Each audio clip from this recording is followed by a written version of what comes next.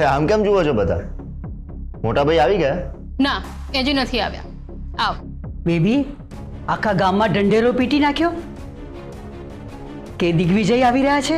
Okay, એટલે હું ગામવાળો છું એમ ને? ઠીક છે, તો હું જાઉં છું. Bye bye. એ ચૂપ. શું મોટી બેન તમે પણ? દિગ્વિજય કેટલા દિવસ પછી આવી રહ્યા છે એટલે નાનો ભાઈ મોટા ભાઈને મળવા આવ્યો છે. હા, અર્જુન એમના મોટા ભાઈને મળવા આવ્યો. બેબી, કાંઈ પણ? ના, એટલે હું તો આવવાનો જ નતો. મારા માનનીય વંદનીય પૂજનીય અમરબા પણ અમારા ભાભી અમને ફોન કર્યો, અમને ફોન પર રિક્વેસ્ટ કરી, એટલા માટે હું આવ્યો. જોઈને ભાભી, મેં કહ્યું હતું ને કે મારા આગમનથી આ ઘરમાં આગ લાગશે. કહ્યું હતું કે નહીં? આપણે આ બધી ચર્ચા મૂકીએ અને અત્યારે એ વિચારીએ કે મોટાભાઈ ક્યાં ગયા છે. પ્લીઝ. હર્ષવર્ધનભાઈ, અમે ઇન્ટરનેટ પર સર્ચ કર્યું હતું. અમદાવાદમાં 5-6 આશ્રમ છે. તમે તમારી પોલીસ ફોર્સ ત્યાં મોકલો અને તપાસ કરાવો. નક્કી અમદાવાદના કોઈક આશ્રમમાં જ હશે.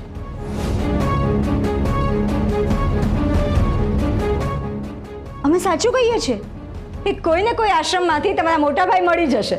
વેદિકા વહુ, તમે ચૂપ રહેશો તો અમને વધારે ગમશે. ઇટ્સ ઓકે બા, તમે ગુસ્સે નહીં થાવ. આ તો તમે એમને શોધતા હતા એટલે અમે તો ખાલી હેલ્પ કરવા માટે કહ્યું હતું. અમારે તમારી હેલ્પની કોઈ જરૂર નથી. તમે શાંતિથી ઊભા રહો તો પણ બહુ છે. પણ બા, ભાભી પ્લીઝ.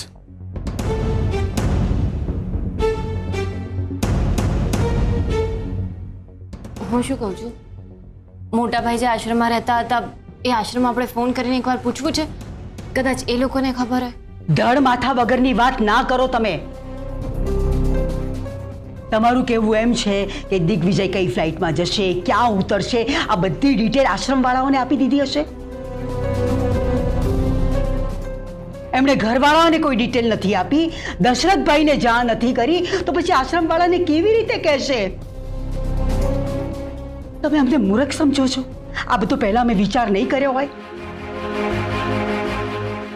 સાસુમાં આપણે બધા જ પ્રયત્નો કરી જોયા ને, પણ મોટા ભાઈ ક્યાં છે એની કાંઈ ખબર ના પડી. તો આ એક પ્રયત્ન પણ કરી જોઈએ ને. તમે પણ તમારા હસબન્ડની જેમ અમારી બધી જ વાતનો વિરોધ કરવો એવું નક્કી કરી દીધું છે? આપો આપો એમને આશ્રમવાળાનો નંબર આપો, એટલે એમને શાંતિ થાય અને અમને પણ.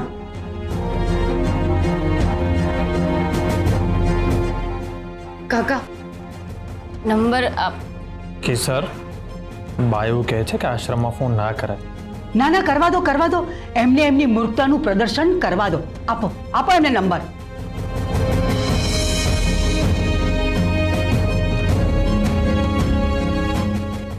આપો છો નંબર. આપું? મેં ના પાડી. હા હા, આપું.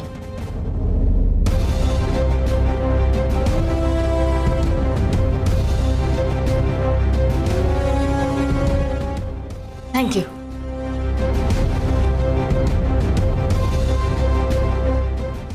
બા, મોટાભાઈ આવવાના હોત તો અત્યાર સુધી આવી ગયા હોત. પણ મોટાભાઈ ક્યાં છે ક્યાં નહીં હવે એ જ જાણે. પણ હું એક કામ કરું છું, હું અમદાવાદ અને રાજકોટમાં તપાસ કરાવું છું. ઠીક છે, અમને કોઈ પાણી આપો. પ્રમોદભાઈ, મોટા ભાઈને ભાવે છે ને એવી ભીંડાની તીખી કઢી અને વેડમી બનાવી દો. શું?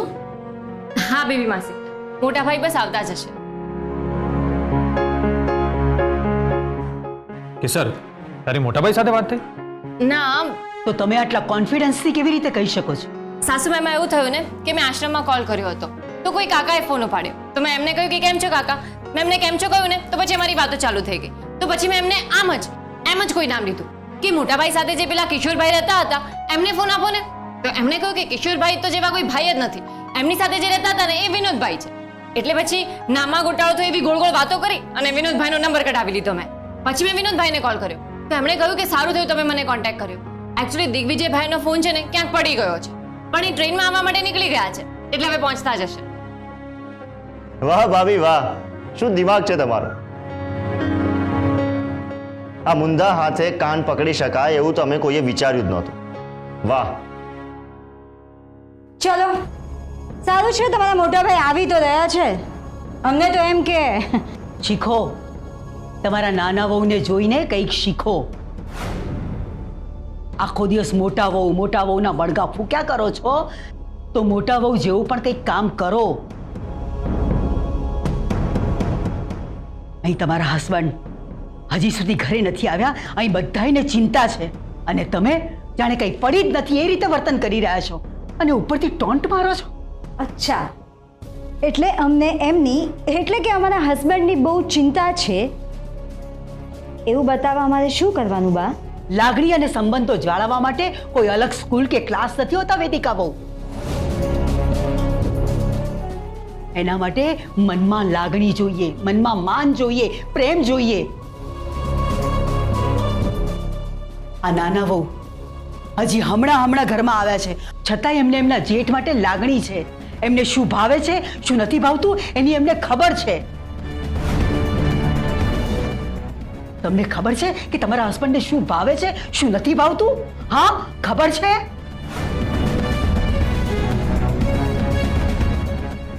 મોટા બનવું હોય ને તો નાનાઓનો હાથ પકડી મોટાઓને હાથ આપી આગળ વધાય તો જ મોટા બનાય. સમજ્યા? મોટી બેન, મૂકો ને અલગ. વેદિકા બહુ, તમે જરા શાંત થાઓ. પ્રમોદ, તું અંદર જા અને દિગ્વિજય માટે રસોઈની તૈયારી કર. હા, દિગ્વિજય આમ ઉઘાડા પગે? નર્મદે હર.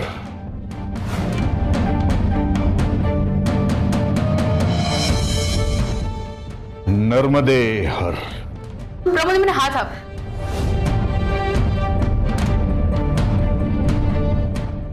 દૂર દૂર. કોઈ અમને અડવાનું નહીં.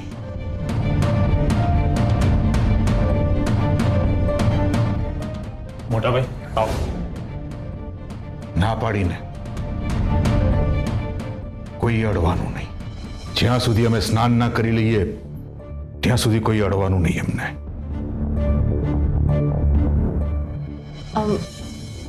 દિગ્વિજયભાઈ, તમે બેસો ને. હા બેસો. હા. મોટા ભાઈ ઉપર બેસો. દિગ્વિજય, કેમ છો? નર્મદે હર.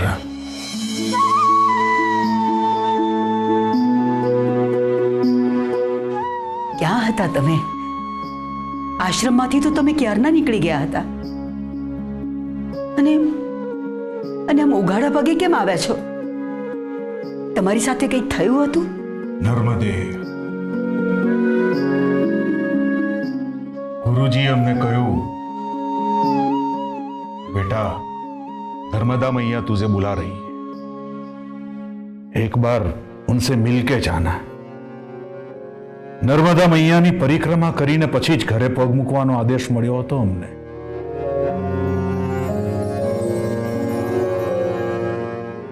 ગુરુજી કાશીના બહુ મોટા સિદ્ધ પુરુષ છે ને એમણે અમને એમના ચેલા બનાવ્યા છે.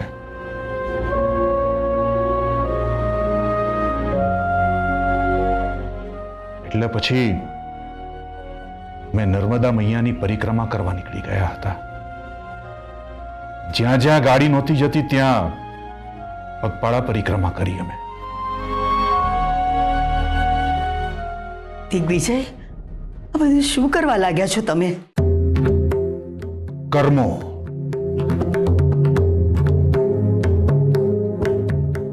કર્મો. નર્મદે. કેવા કર્મો? અમે કરેલા કર્મો. અમે કરેલા કર્મોનું ફળ ભોગવીશું.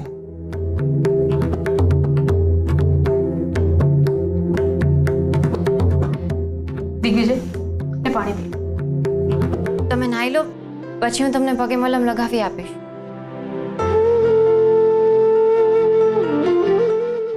નર્મદે હર. નર્મદે હર. હા દિગ્વિજય, તું નાઈ લે. તને ભૂખ પણ લાગી હશે ને? આજે તારું ભાવતું ભોજન બનાવ્યું છે, ભીંડાની તીખી કઢી અને વેડમી. દૂધ અને રોટલો.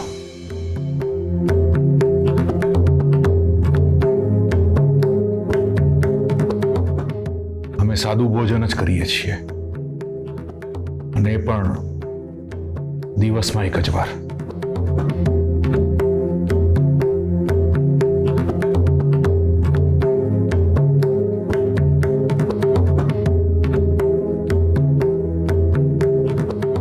નર્મદે હર.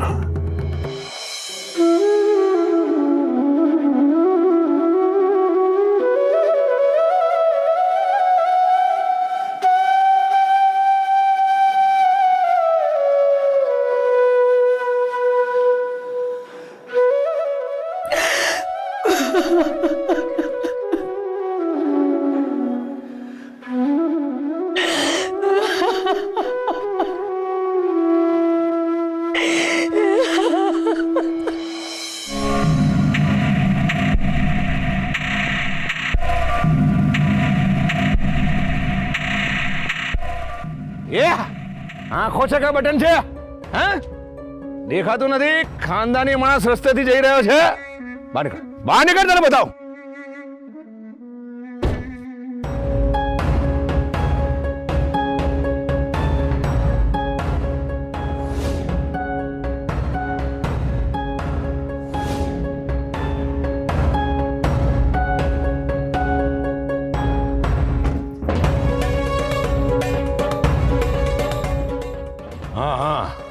રાજબા. કેમ વિક્રમ, દોસ્તીમાં દોસ્ત સાથે મજાક મસ્તી પણ ન કરી શકાય?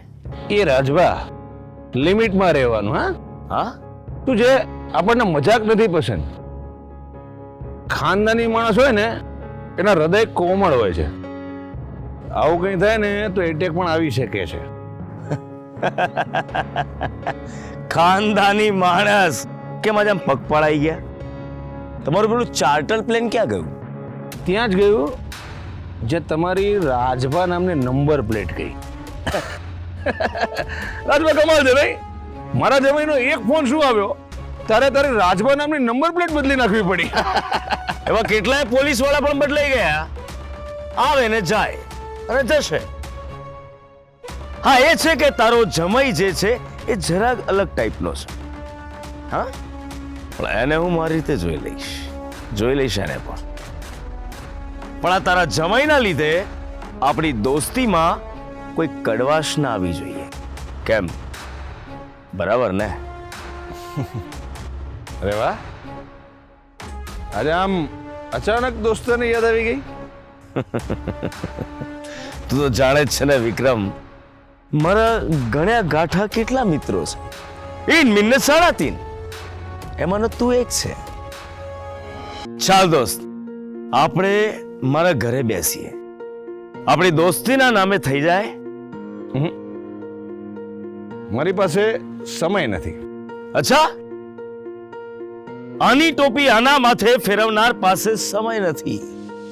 ખાનદાની માણસ છું ને, ખાનદાની માણસ પાસે ઘણા બધા કામ હોય છે. તારી જેમ નહીં, ખાલી ગાડી લઈને ફર્યા કરવાનું. જ્ઞાની ને અનુભવી માણસ કહી ગયા છે વિક્રમસિંહ કે માણસે ભૂતકાળ ભૂલીને હંમેશા વર્તમાનમાં જીવવું જોઈએ. વર્તમાનમાં. મેં ના કહ્યું ને રાજબા, મારી ઈચ્છા નથી. શિવગઢમાં જમીનની મોટી ડીલ થવાની છે. એવડી મોટી ડીલ છે વિક્રમ કે જો તું તારી 2% પણ દલાલી કાઢી લઈશ ને તો પણ આખા વર્ષ જેટલું કમાઈ લઈશ.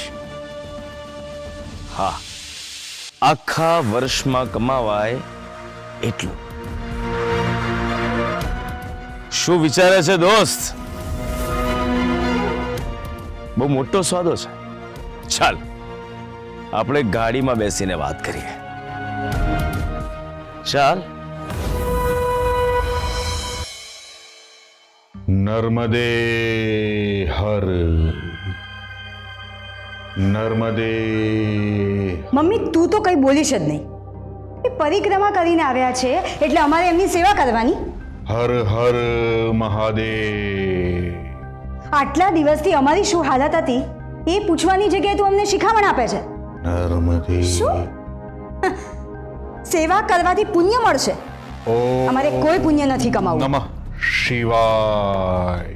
એક તો તમે લોકોએ આ માણસ સાથે અમારા લગ્ન કરાવી અને અમારી જિંદગી બરબાદ કરી નાખી છે. નર્મદે હર હર હર મહાદેવ. આ તમારું રોજનું ચાલવાનું છે.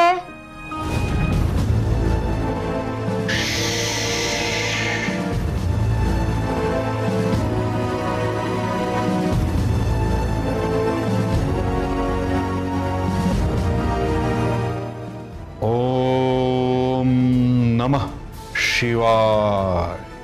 ઓમ નમઃ શિવાય. આ ઘરમાં ક્યાંય શાંતિ નથી. ઓમ નમઃ શિવાય. તને મારા પર વિશ્વાસ ન હોવાથી આ 1 લાખ રૂપિયા એડવાન્સમાં આપી રહ્યો છું અને બાકીના રૂપિયા જમીનની ડીલ થયા પછી આપીશ.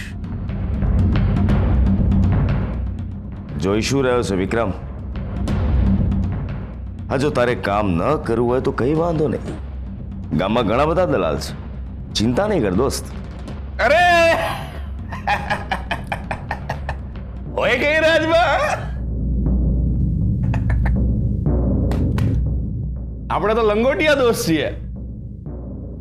દોસ્ત દોસ્તના કામમાં નહીં આવે તો બીજો કોણ આવશે? તારું કામ કરી આપીશ. જા, તારા પર ઉપકાર કર્યો. મને હતું જ કે લક્ષ્મી ચાંદલો કરવા આવે ત્યારે તું કપાળ ધોવા નહીં જાય. ગણી લે, પૂરા 1 લાખ રૂપિયા છે. બરાબર ગણી લે.